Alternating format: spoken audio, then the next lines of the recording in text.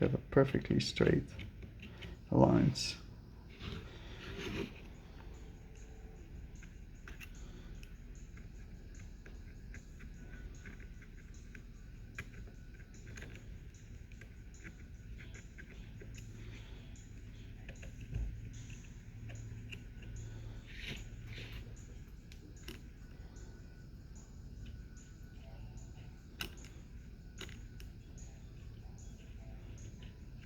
I mean, I've seen people do bezels and they cover like a 1/3 of the stone. What's the point? You covered the stone so much, so the stone appears smaller. Um, it's not more secure. Nothing. It doesn't look better. You just have a. You're doing no service to your customer by covering their stone so much. If there's a damage that you specifically need to cover with the bezel, that's a different story. But then you'll find out damaged stones, no matter how much you cover them with the bezel, people still can tell they have been damaged. There's been a cover-up, like I call it. Yeah, because damaged stones, the light reflects differently from damage than from inclusions, and you can spot that. Even untrained eye can spot that, and your customer would not be happy. So don't put damaged stones thinking bezels will cover that. Just doing yourself this service. You'll lose a customer for life like that.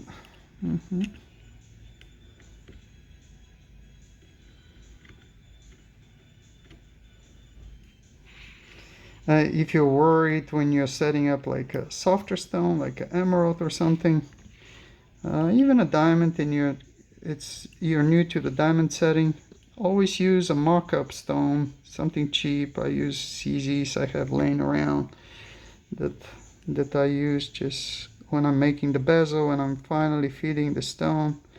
Find yourself a stone that it's exact the same size, diameter, whatever. You can buy like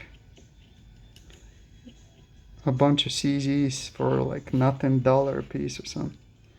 Have them round, square, emerald cuts, pear shapes, and just use them. There you go. So this is very clean now. I'm going to do one more round of cleanup with my finest triangle graver.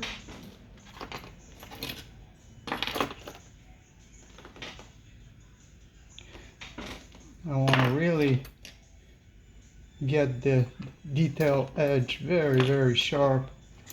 The sharper it is, the easier will be for me to apply the mill grain, because the stone already, the first facet of the table, after the table, it's on angle.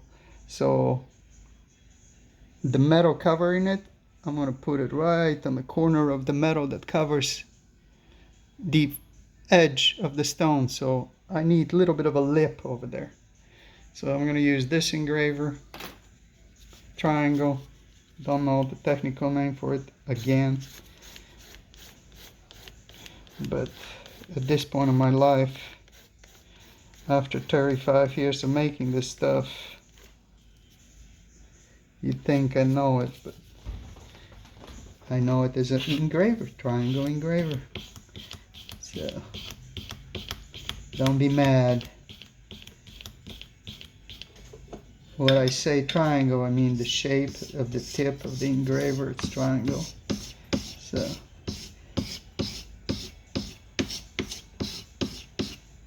I have found out that through the years, what I use specific tools for, other people use it for different things. So whatever you want to use, and the key here is to be comfortable with your own tools. Forget about what people tell you. Oh, you should use this for this and that for that. If you're very good, it's the craftsman, it's not the tools. Every craftsman uses their own set of tools for their own set of purposes. I've seen people do magic with screwdrivers. Other people need all kinds of technology for the same job. So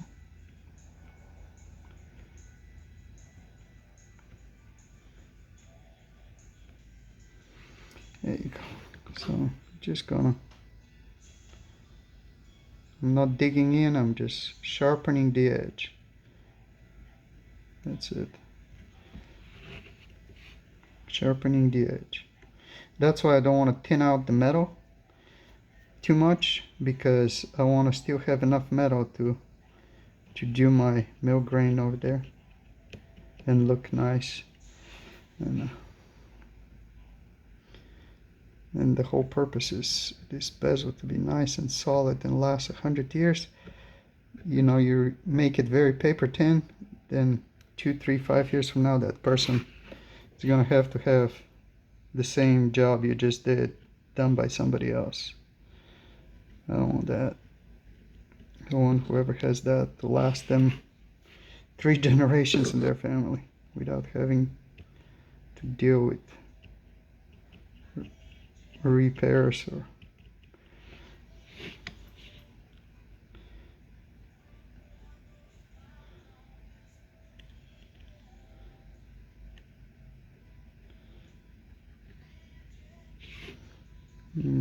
right to the point. You get to the point and you just make sure you're flat and let the engraver do the work, don't push too much. Just nice and clean point. Same thing on this side, nice and clean point.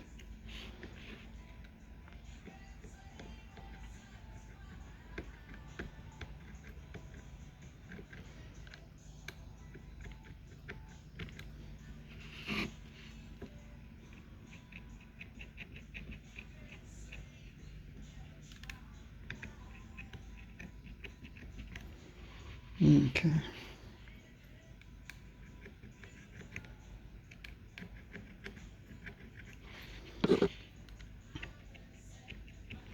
And as I've said before, just try not to do damage with your tools. Every mark you make on a piece of jewelry, especially old like that, you have to polish it.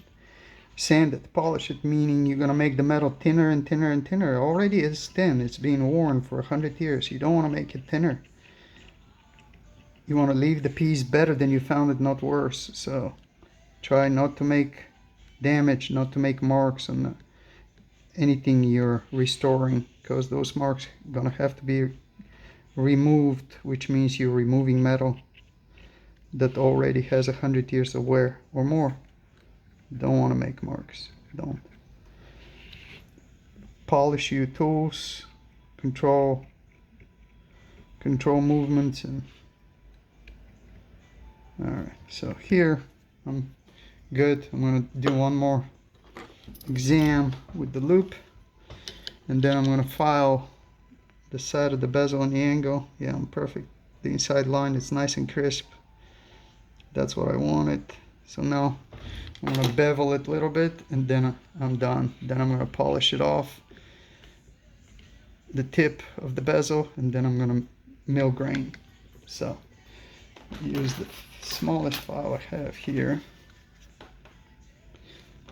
and there you go. I like this guy. Where is it? There you go. This is the guy. And just make a nice angled pass. Apply very little pressure here. Don't want to remove too much metal here. Just flatten it. Look at that. It's done. If you haven't hammered too much on one spot, you're gonna have very little to remove. So I barely apply pressure here. Barely. You just slowly go around.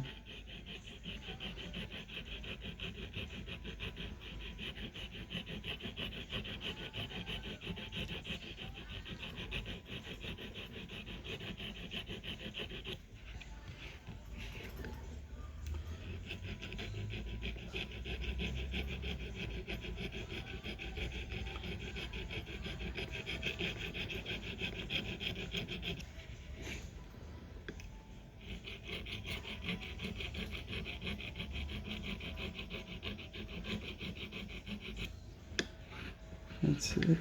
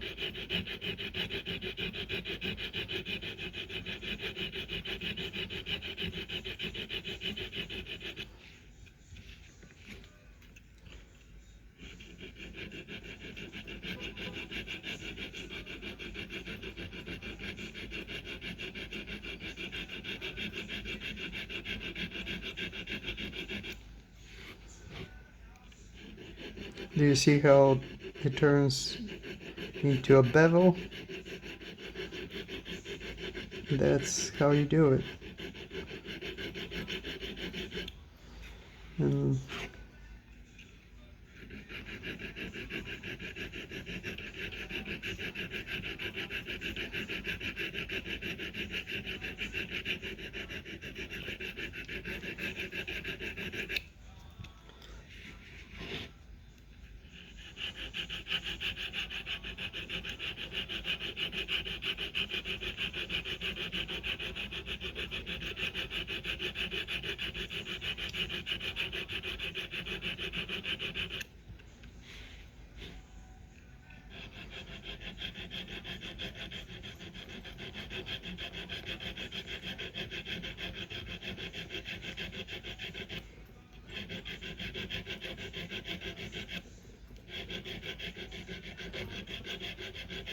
I have bezel set stones through the years, depending on the customer. Some desire to see no metal whatsoever, which it's impossible, of course, but I have made bezels pretty much disappear, invisible. So finally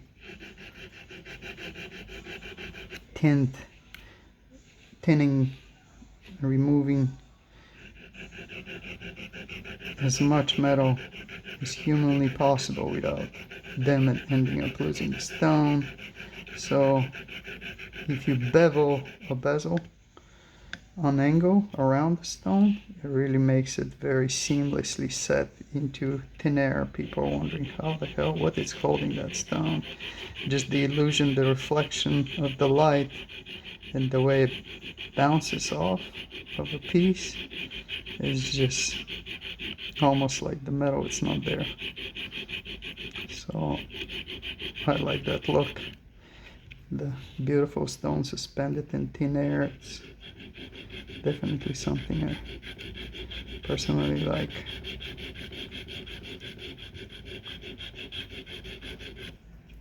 So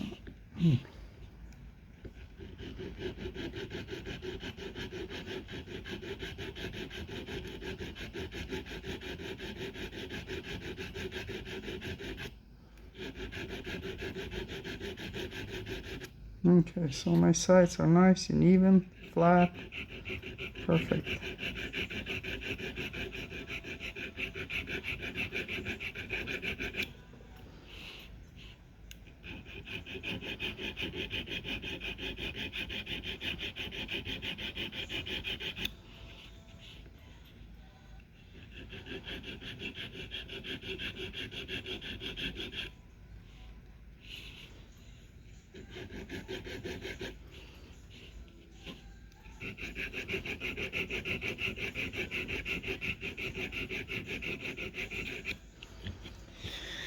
All right, let's give it a look with the loop.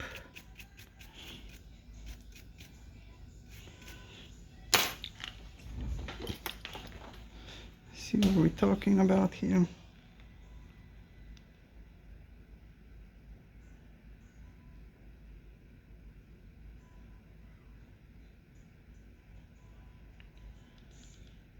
Perfect. I want to do a little more here though.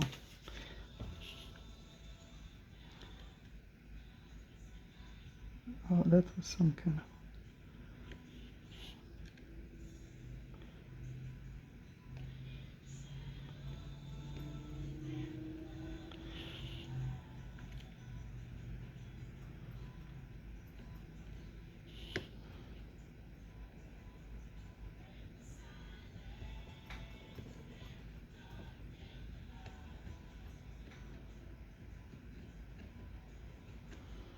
Okay.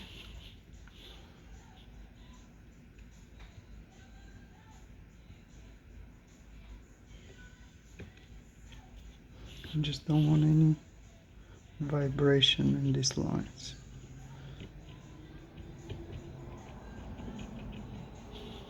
I want it perfect. That means straight, sharp, perfect.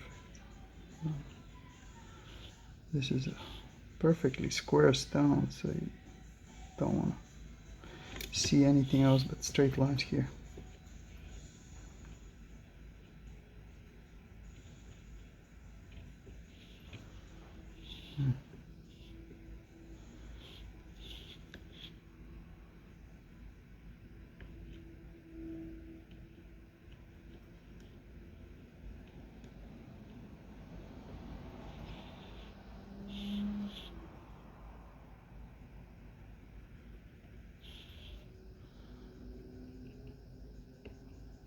Yeah, if you are not straight till here, now it's a little bit too late. So I'm just obsessing here.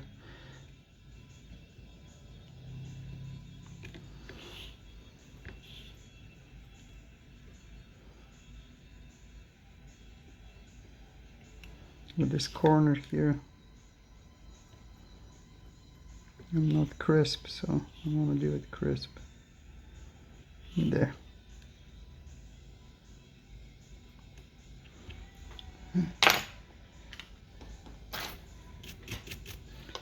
Loop again.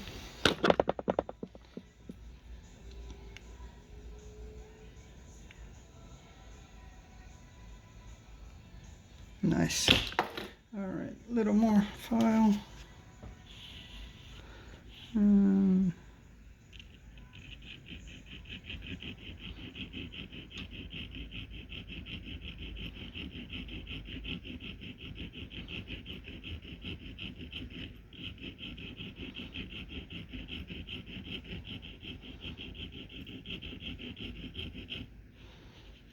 Okay.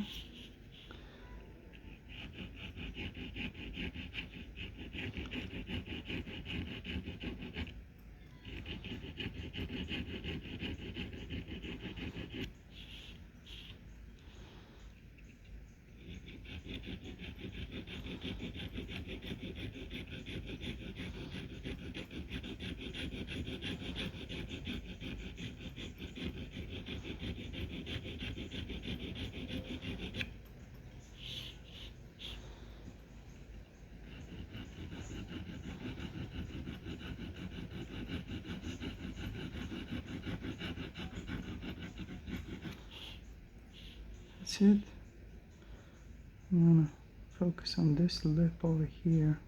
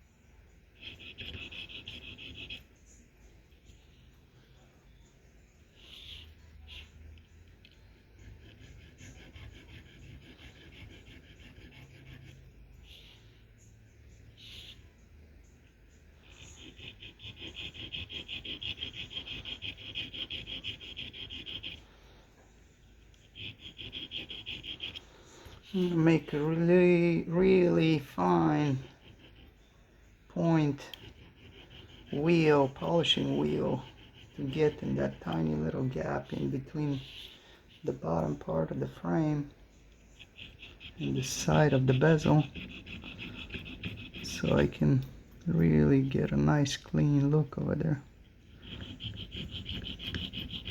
I want it perfectly polished before I reapply the mill grain. So